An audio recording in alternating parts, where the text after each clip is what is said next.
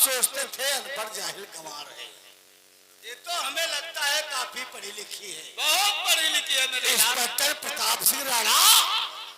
अरे पहले इसकी खूबसूरती देखो। हेलो, ये हमारे भाई साहब सोनेलाल पलटू दोस्तों, ये हमारी पार्टी में 100 रुपए दिए हैं, धन्यवाद। लेकिन आखिर आप लोग और अचानक हमारी झोपड़पट्टी पे कैसे आना हुआ? हमें नहीं पहचानती हो? लेकिन आप तो हमारे यहाँ के प्रधान जी हैं। हाँ पहचान गई। काफी दिनों बाद नजर आए इसलिए पहचान नहीं पाई। अरे रेखा, मैंने सोचा कि तुम झोपड़पट्टी में गुजारा कर रही हो। जी हाँ प्रधान जी। क्यों ना चल के तुम्हारे झोपड़पट्टी की हम लोग लेखा जोखा कर ले और आवास बनवा दें। अच्छी बात है प्रधान जी, थोड़ी देर तशरीफ रखिए, चाय बना के ला। ठहरो ठहरो, चाय नहीं, देखिए चलो सिग्नेटरी आया हुआ है, क्योंकि तुम्हारे अंगूठा साइन होगी तभी तुम्हारा आवास बनेगा, है ना? बैठी हो प्रधान जी, प्रधान जी हमारा आवास बना जाते जानने पर कानूनी बने के नंबर हट जाते। मुझे कानून है तुम्हारा आवाज जानने पे कौन है? वर्दी जो बैठन दरोगा, ये तुम्हारा है ससुर, अब यही है फुफुआ ससुर, यही है पितिया ससुर, हम तो तुम्हारे देवर है। कैसा सुन रहे? ससुर का नाता होता है जब शादी हो जाती है। गोद भरे आए हैं। अरे शादी बाद में करेंगे, पहले तुम्हारा हम आवास बनवाते हैं। अर्जुन सिंह ले चलो उठा से। अरे पैदल नहीं चलना पड़ेगा, गाड़ी भैया। तो प्रताप सिंह के बेटे विक्रम से मोहब्बत करती है और मेरी बेटी की अता, आज उस बेटी का बदला तेरी जवानी को लूट कर लेंगे। जा भैया।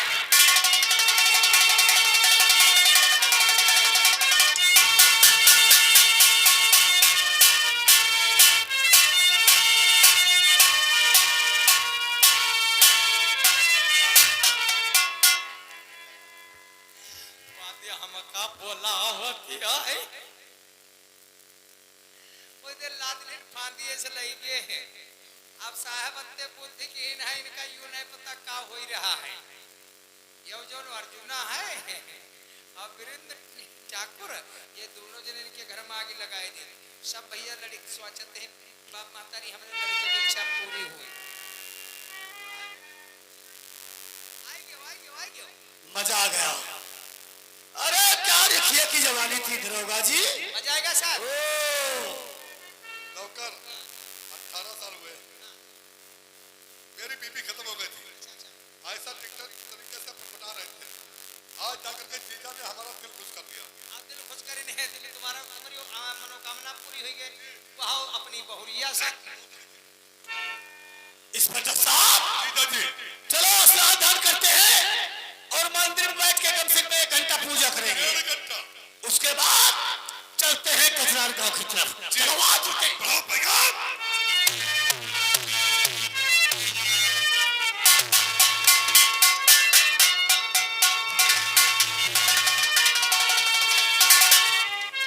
यही सार जब मरी है वो तैके पहले खटिया परे परे हके मुते खटिया काटी जे इनके घर के गिन्ना जी है सर पानी नहीं दे तब इनकी जान नहीं करी।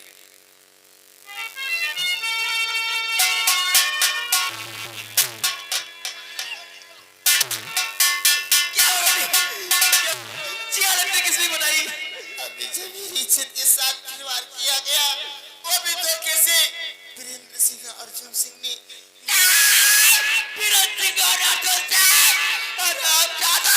तुमने हमारी बेटी के साथ में इतना बड़ा अत्याचार, बेटी चलता नहीं उन हरामजादों के खिलाफ एफआईआर लिखा।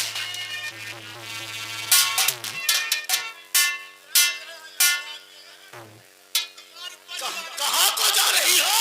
अर्जुन सिंह का अभिनंदन, तुम लोगों ने हमारी बेटी के साथ में खिलवाड़ किया है।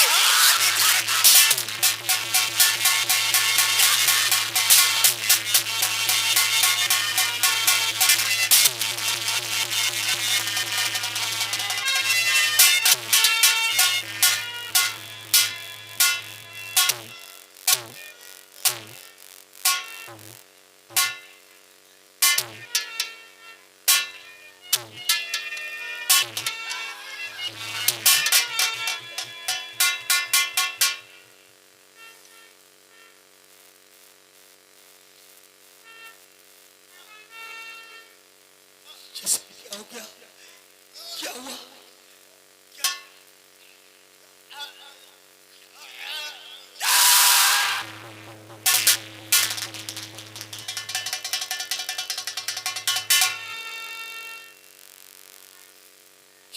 क्या हो गया? तू बोल नहीं सकती? आखिर क्या?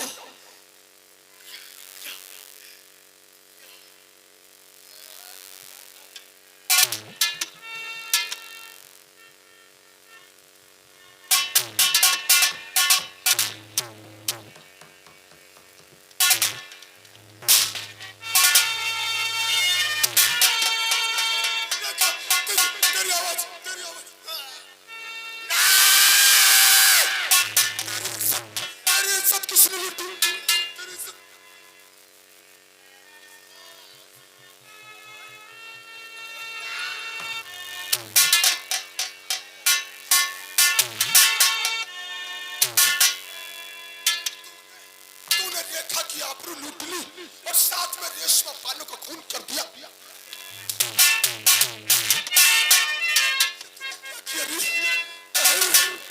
ये किया ये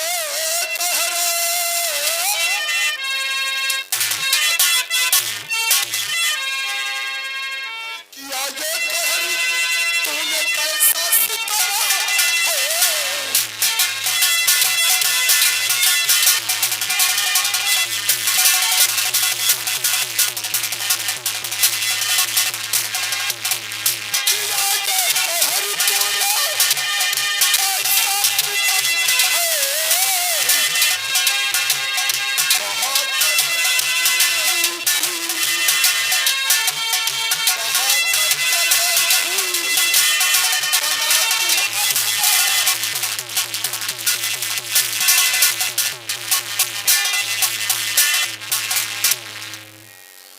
क्यों किया? ये सब झूठ है। मैंने अपने अपनी जान का खून नहीं किया है। मैं खून नहीं किया है और खून मैंने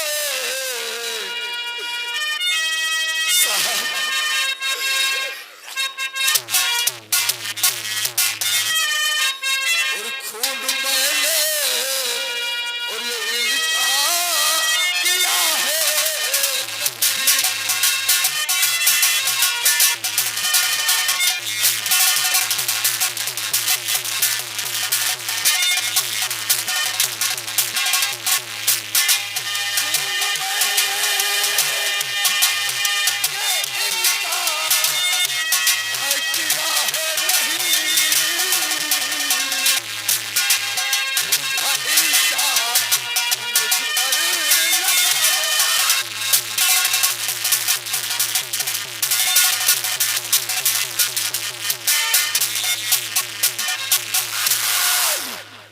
मैं झूठ बोलता हूँ। रेखा का इशारा चौकीदार इससे पहले कि हाथों में हथकड़ी डाल दूं और रेशमा पानों की लाश का पोस्टमार्टम कर दूं। इसके बाद शेर खान को हाजिर करो। ऐसा मेरी जिंदगी को बर्बाद कर देना चाहिए।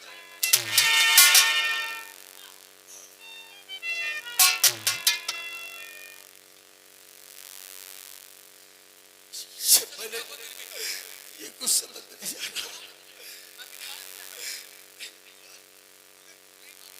बेटी ठहरो ये साहब जरा और बात कुछ जाए।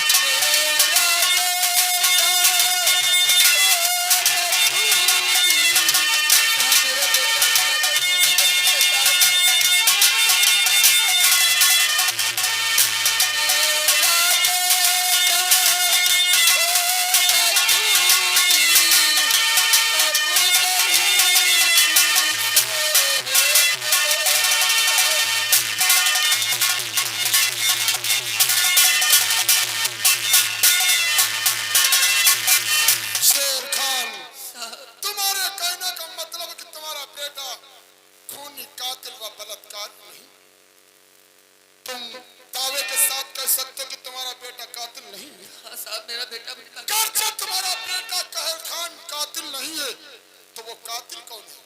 उसको तुम हाजिर कर सकते हो? शेर खान। और गर्चे ये कातिल न हो,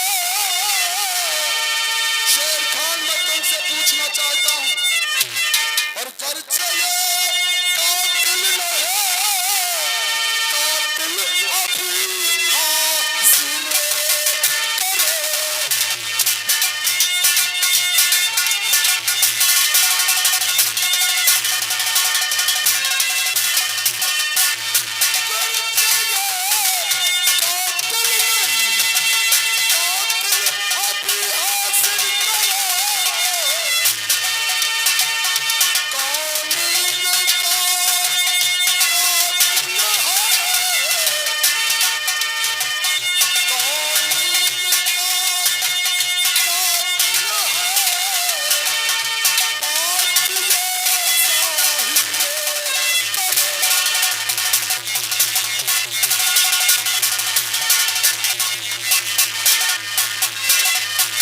शेर खान, शायद तुम्हें नहीं मालूम, रेखा अकेली घर में थी। इसके शैतानियत के जज्बात काबू ना कर सके और इसने रेखा की आबरू लूट ली। जब तुम्हारी बीवी रेशमा ने देख लिया ये राज दुनिया में फांसीदा न हो जाए, इसलिए रेशमा वालों का खून कर नहीं साहब, ऐसा कभी हो ही नहीं सकता साहब। भला ऐसा कौन सा बेटा होगा जो अपनी बहन के साथ ऐसी गंदी हरकत करेगा और अपनी माँ का खून करेगा साहब? शेर खान, तुम भूल रहे हो नहीं है साहब कि रेखा तुम्हारी सगी बेटी नहीं बल्कि तुम्हारे दोस्त मंगल सिंह की बेटी।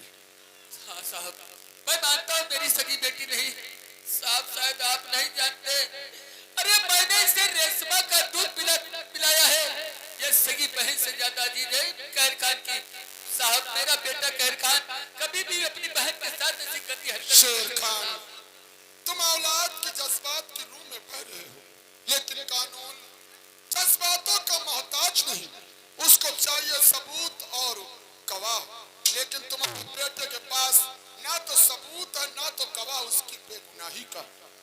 लेकिन तुम एक ईमानदार हो, तुम्हारी ईमानदारी के चर्चे हमारे पूरे क्षेत्र में हैं, इसलिए मैं तुम्हारे साथ थोड़ी सी रियायत कर सकता हूँ। तुम्हारे केस की पहलू है रेखा, जब तक इसकी आवाज वापस नहीं आती हम केस का कोई खुलासा नहीं कर सकते। इसलिए जब तक रेखा की आवाज वापस नहीं आती हम कहर को हिरासत में रख सकते हैं, अन्यथा इसका चालान नहीं कर सकते साहब। लेकिन ये तुम्हारी जिम्मेदारी है। दीवान रेशमा पानो की लाश को पोस्टमार्टम के लिए जिला मुख्यालय भेजो। तुम जाकर पीएम हाउस पर रेशमा पानो की लाश लो और उसका कफन दफन करो और रेखा को जाके हॉस्पिटल में भर्ती करो। जिस वक्त इसकी आवाज वापस आ जाएगी ये केस खुद ब खुद खुल जाएगा। शेर खान, ठीक है साहब, लेकिन तब तक मेरे बेटे के ऊपर कोई जुर्म जाओ, नहीं करना साहब। तुम निसंचोक होकर जाओ। दीवान मेरे आदेश को गौर से सुनो। जी सर। तो डाल दो हाथों में हथकड़ी बेड़िया रे,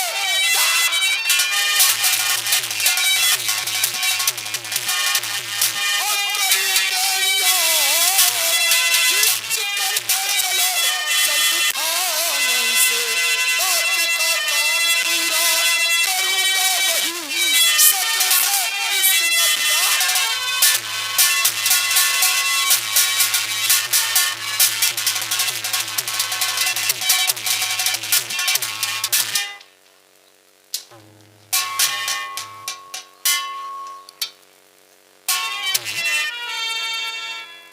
या मेरी हका, क्या करूं कुछ समझ में नहीं आता।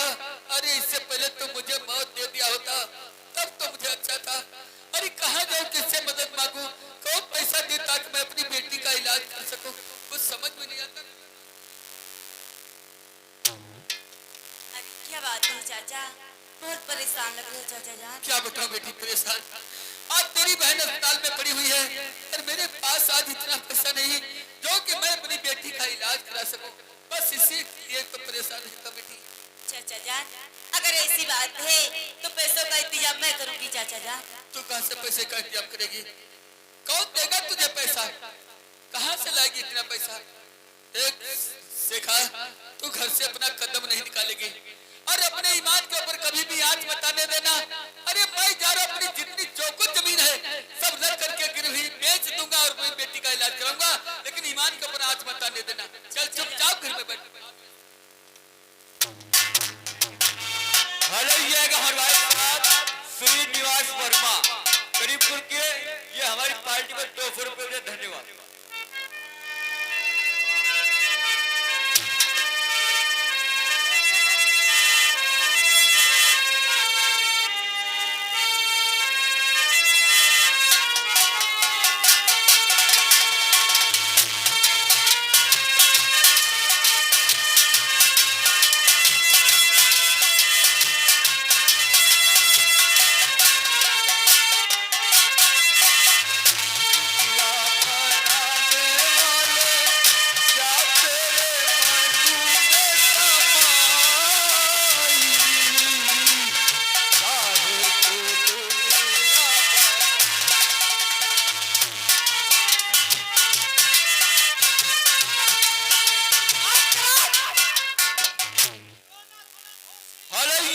हमारे भाई साहब उसनाम गनी, ये हमारी पार्टी में 200 रुपए भेजे, धन्यवाद। कहते हो तुम्हारी बहन थी, बहन सगी नहीं थी, उसकी जवानी देख करके रह नहीं पाए, उसके साथ में रेप कर दिया और तेरी माँ ने देख लिया, तूने सोचा ये पोल खुल जाएगा, अपनी माँ का खून कर दिया। बहुत खुदा की कसम से डरो, कभी मैंने ऐसा नहीं सोचा, लेकिन आज न जाने ये क्या हो गया, कुछ समझ में नहीं आ रहा। अरे समझ में हमारी तो आ रहा है, तुम्हारी नहीं आ रहा। हम खुद जानते तुम निर्दोष हो। ऐसा कुछ नहीं किया है। अरे हम खुद जानते भोसड़ी के तुम निर्दोष हो। तुमने खून नहीं किया, लेकिन तुम फंस गए। खून ही खून करके भागा, उधर से तुम वहां पर पहुंच गए, पीछे से भोसड़ी की पुलिस पहुंच गई, बस यही हुआ है। तुम्हें पकड़ लिया। हम खुद जानते हैं। नहीं गाली से नहीं, साहब गाली नहीं देते, बता रहे हैं। हमें छोड़ दो।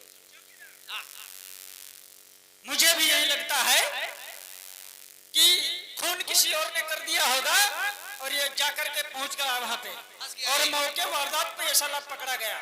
इसीलिए कहीं पे मर्डर हो जाता, खून हो जाता, तो कोई किसी से बताता नहीं, क्योंकि जब पुलिस आ जाती जो बता दो हमने देखा खून वहां पे हुआ, बताता नहीं। चलो भोसड़ी के बताओ कहाँ पे लाश पड़ी। सच करे चौकीदार, चौकीदार यार हमें भी लग रहा है ये साला निर्दोष है और झूठे केस में फंस गया साला। अगर कहीं और सुनो चौकीदार, मैं भी शंकर जी का भक्त हूँ। सुबह सुबह का टाइम है, इसको साले को खोल दो और इसे बता दो 50 किलोमीटर के अंदर भोसड़ी के अगर दिख गए तो साले 35 लठियां मारेंगे माई चौथ के। 2-4 जिले छोड़ करके चले जाओ, अन्यथा यहाँ मिल गए तुम पकड़े जाओगे, तुम्हें जेल हो जाएगी, फिर तुम्हें सजा मिल जाएगी, पता नहीं कौन सी सजा मिल जाए, तुम्हें तो सजा मिलेगी, हम लोग की मैया चुट जाएगी और हम लोग की वर्दी यहाँ दिखना नहीं भोसड़ी के। आप बहुत दूर चले जाओ, भागो, अरे भागो भोसड़ी। चौकीदार अगर कोई बड़ा अधिकारी आ जाता साले हमारा नाम नहीं। दीवान, जिस वक्त मैंने कहर को गिरफ्तार किया था उस वक्त मैं भी जज्बात के रूप में था, इस वक्त मैं शांति मोड में हूँ। उसे मेरे सामने पेश करो ताकि पूछताछ के जरिए इस केस का हल निकाला जा सके। चौकीदार यार 3 नंबर वाले लॉकअप से कहर खान को लेकर के आओ, जाओ, बड़े साहब कुछ पूछताछ करना चाहते हैं। सुने नहीं हो चौकीदार, 3 नंबर लॉकअप लेके आओ। बकवास कर रहा, तुम कौवे की तरह खड़े हुए।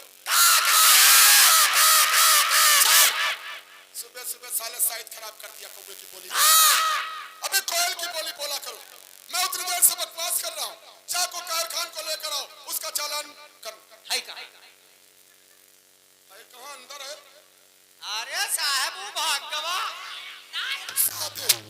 जिस बात का हमें डर था आखिर वही हुआ।